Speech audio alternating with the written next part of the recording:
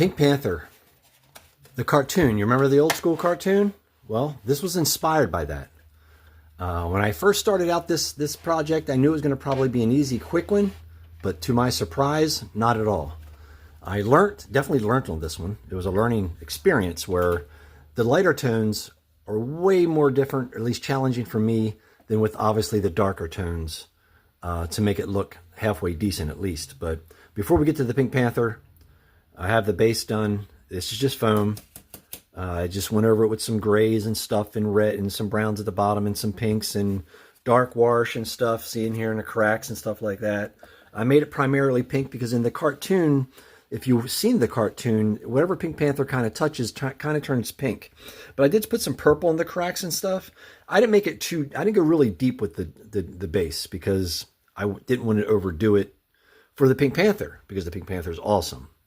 The skull is from the home store. It was really cheap white, so I went with some dark wash, brown wash, a whole lot of brown wash, and then darkened it up to where it looked like a brown, light brown bone.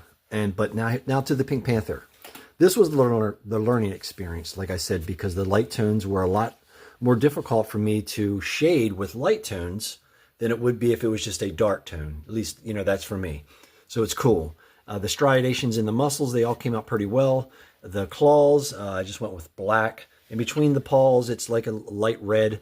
And that's all I did. I just layered my reds and went over and over again into the desired color of the tone I needed it for. Like under here, you can see, well, you really can't see too. Like you can see, I got it, the darker tones in here, but the lighter tones on the face, a light dry brush with very light pink, almost white, like the chest down to the belly.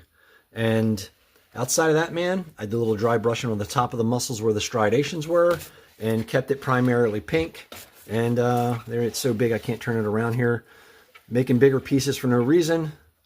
But what's really cool about this piece is that when I have it on the shelf now, I don't think of the cartoon. I just think that I have a Pink Panther. And if I didn't say it already, which I probably did, I don't know. This is the Revelations Battle Cat, now my Pink Panther.